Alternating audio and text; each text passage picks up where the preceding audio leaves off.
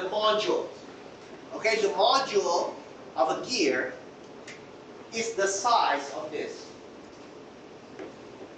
The module between a gear pair has to match. So this is an M1, this is a module 1, module 2, etc. Okay? This describes the size of the gear tooth. And obviously, it has to be the same module if you want it to match. The bigger the number, the bigger the tooth.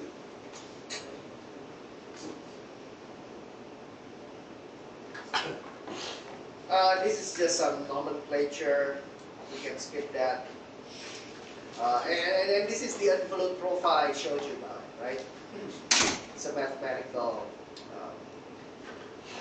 So, tooth contact happens like this. As you rotate, you first make contact and you rotate out. And this is the force. The force is along that line. So because of some interference, tooth profiles might be shaped differently depending on the number of teeth you have on your gear. This goes into teeth geometry, so we'll save that for next one. Let me show you how gears are made.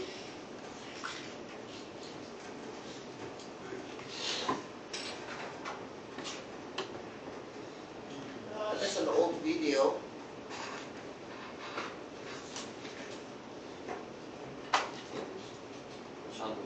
Yeah, why not? Spur gears. Gears are among the oldest mechanical components that remain highly relevant today.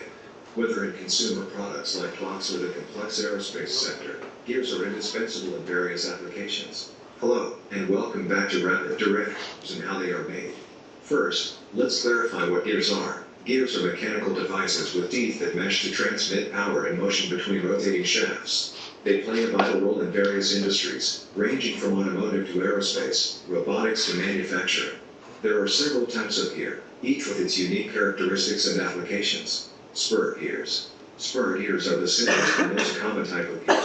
They have straight teeth and are used in applications requiring precise speed and torque transmission. Helical gears. Helical gears have ample teeth, allowing for smoother and quieter operation than spur gears. They are widely used in applications that require high precision and low noise, such as automotive transmissions. Bevel gears. Bevel gears have cone-shaped teeth and are used to transmit motion between intersecting shafts. They are commonly found in applications like vehicle differential gears and power tools. Worm gears. Worm gears consist of threaded screw-like gear, worm, and a toothed wheel, worm wheel.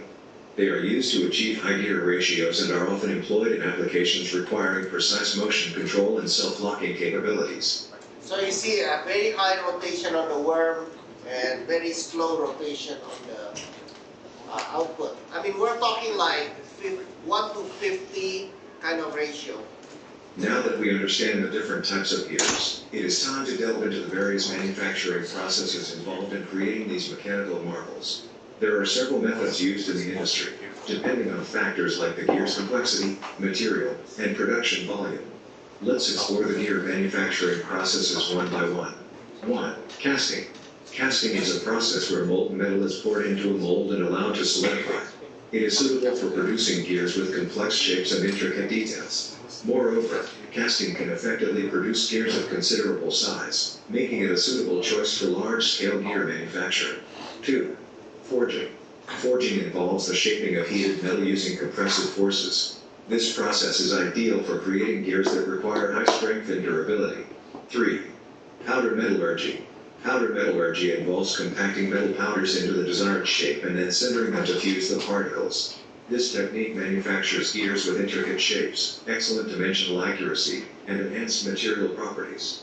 However, it is important to note that gears produced through powder metallurgy may have limitations in terms of load-bearing capacity and size constraints.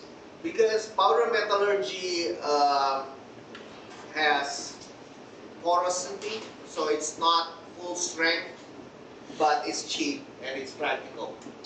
Additionally, its setting up cost is relatively high and unsuitable for low-volume production. 4. Extrusion. Extrusion is a process where metal billet is forced through a die to obtain the desired shape. It is commonly used for producing gears with uniform cross-sections, such as gear racks. 5. Machining. Machining is a versatile process that involves removing material from a workpiece to create the desired shape. There are several machining techniques used in gear manufacturing, including hopping. So this is what I said about the gear hop. On the left is the cutter, and it cuts gradually, not in one shot. Shaping, broaching, milling, YREDM. Each machining method has its own advantage. That's called the broaching. Broaching is basically you have a cutter, and you just go like that, right? You basically cut it. One cut at a time, and then you go deeper in each way. Advantages and is chosen based on factors like gear type, material, and required precision. After exploring the different manufacturing processes, let's explore the wide range of industrial and consumer applications in which gears are used. Gears are the backbone of many industries, including automotive, aerospace, and robotics, where precise motion control and power transmission are paramount. In the automotive industry, gears are used in transmissions, differentials, and steering systems, ensuring the smooth and efficient operation of vehicles. Aerospace applications rely on gears for aircraft engines, landing gear mechanisms, and flight control systems, guaranteeing safe and reliable flights. Additionally, gears play a crucial role in robotics, enabling precise movement and synchronization in robotic arms and automated systems. The manufacturing sector also heavily relies on gears for machinery used in production lines, ensuring accurate and efficient manufacturing processes. As for consumer applications, the most typical gear application is the wristwatch, where these precision gears work together to accurately measure time. Gears are also essential in bicycles, providing the necessary power transfer from pedaling to... That's not true. These are called sprockets, not gears. The wheels, allowing us to ride smoothly and effortlessly. Even household appliances like blenders, mixers, and washing machines rely on gears for their functionality. Gears enable the proper rotation and torque. Manufacturing solutions will have specific inquiry. Alright. Now I want to show you a unique type of gear in robotics. I mean, you guys are mechatronics, right? It's called strain wave or harmonic drive gear. Animation is what I want to say.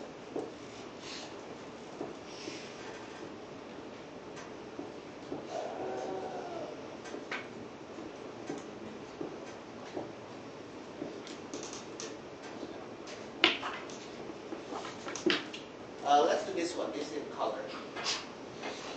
This is called a harmonic drive. For the same gear ratio, it takes up about 1/30 of the space of collision. This red piece in the middle can bend a little bit by this moving oval in the center. And as it deforms, notice that the red gears move to the left a little bit. So with the next rotation, they're in the next groove. So with a full rotation of the green oval, you've only moved the red gear by 2 grooves. You can see as I turn it how I can spin the center really fast, but it only makes a few turns of the outer shell. You guys see it? Okay, it's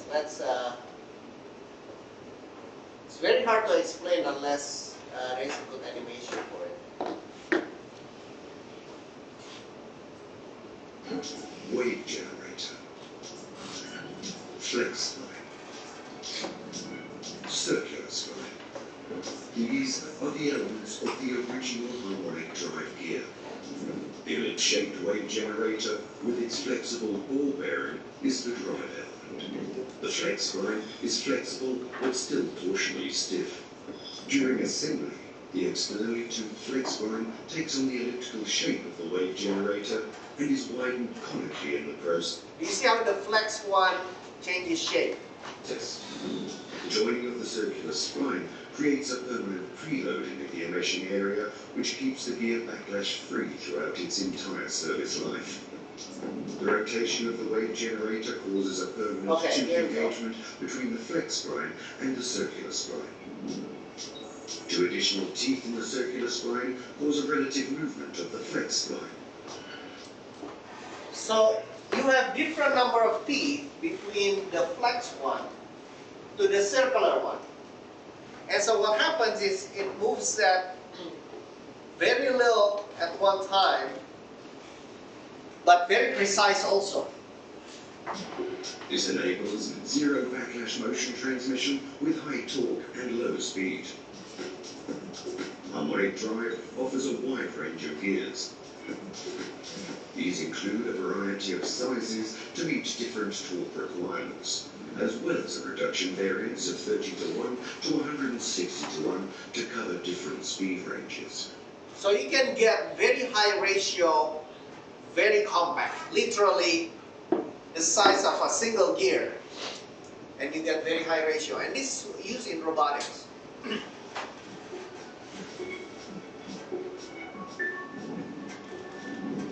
Numerous gear series are offered to meet different. Okay. Here. Let's see how it fits in the robotic arm.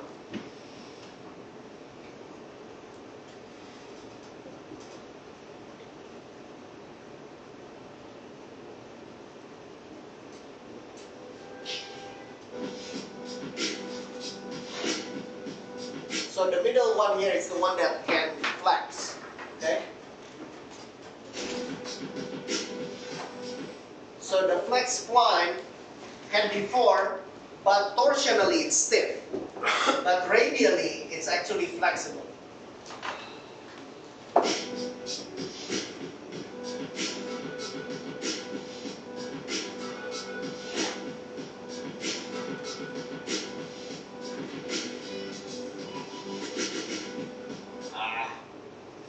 I'm trying to get a picture of how it is attached in the robotic arm and the actuator.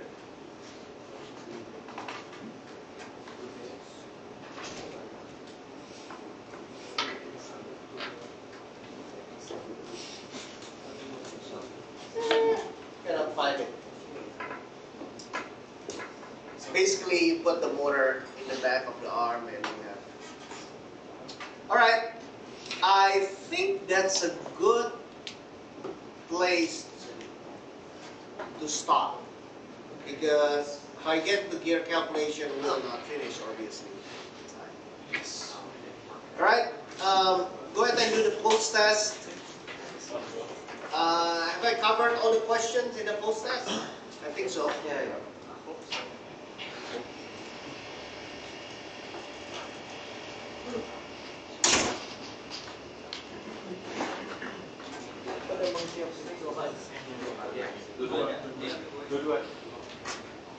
Yeah, do both.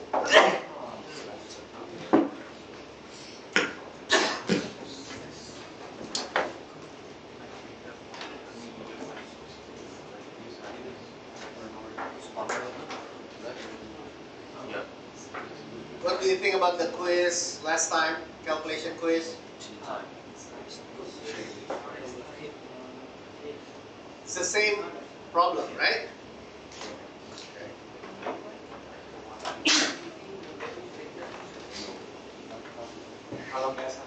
I'm too nice. I know. Kita masih salah. Bisa nggak, Pak?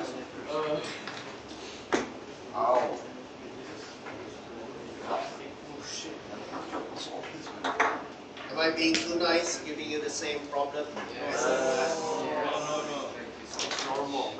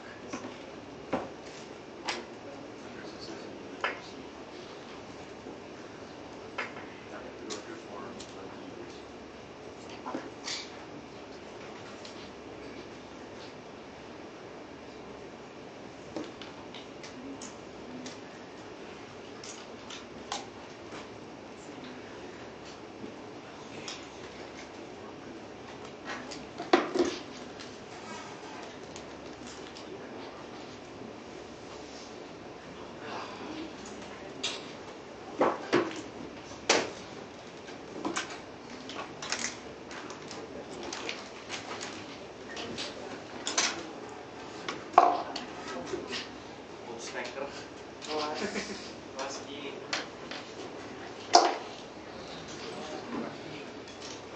2004. Ini masih dokter kayak gini. Suster kayak gini. Harusnya kan Dewi Cahyo. Cahyo bukan yang kita. Hari ini Dewi Cahyo udah. Kan udah disuruh bawa laptop makanya. Nggak bawa pasti dia. Gak baca lo pengumuman di kelas lo. Lu tinggal pulang dulu 3 jam juga.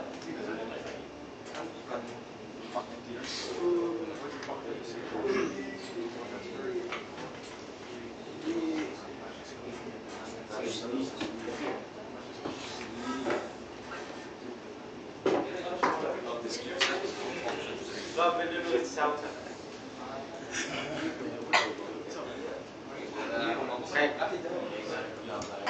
Gak bisa digerakkan gitu.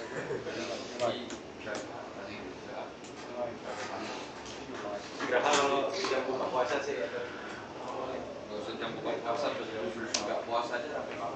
Tadi pagi ya macetnya sampai macet bebek. Ngapain susu? Kopi. Tapi gua mulai macet itu dari itu ke arah Rogo itu macet karena hujan, ke arah ini juga macet. Oh dia masih sudah berjalan sih. Apa ya tadi? Oh belum. Ini kita masuk jam berapa tadi? 9. 7.20. 7.20. Lu jalan 7.20. Lu jalan jam 8.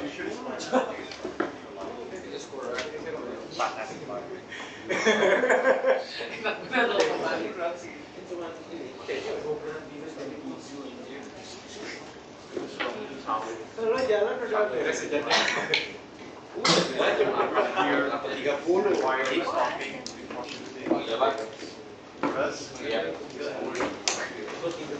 Iya. Udah tahu rumah jauh berangkat jam 10. Mau titip viewer gara-gara berak lagi. Iya coy, aku udah 17 perak itu. Mobil lah. Boleh. Depan yang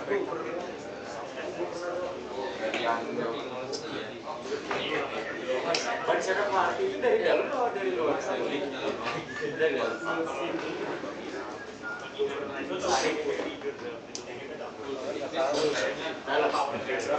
Oh, enggak. Lu nanya. Belum beres. Berarti kayaknya 14-an apa? Satu. Kalau bannya ring berapa? Ring 14-an harusnya. Satu. Biasanya juga berapa? Jam siang tuh. Tapi gue juga udah pernah ganti pelek. Beda sih antara ring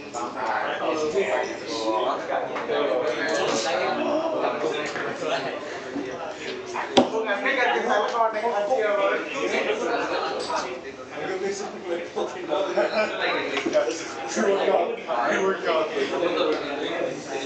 naikin ring sama lebarin tapak tapak tangan.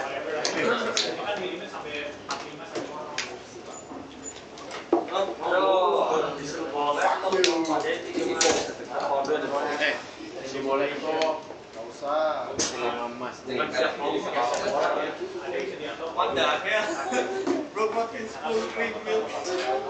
Aiman, my car is LG ya.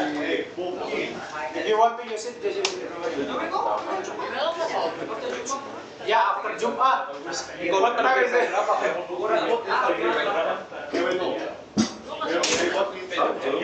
Dia cuma minjem mobilnya habis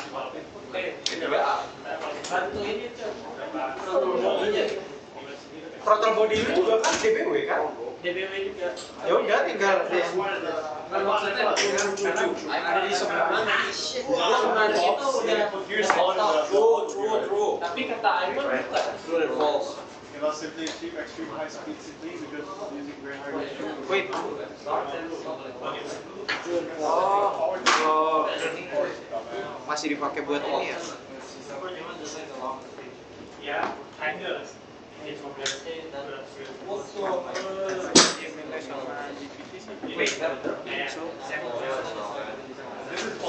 Bukan ini. Throttle body itu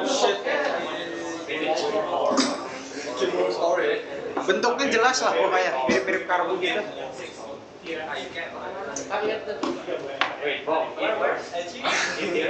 So more and then half like half left.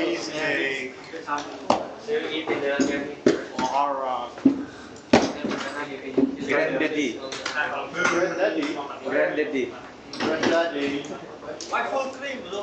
Ini gimana tuh? Dairy.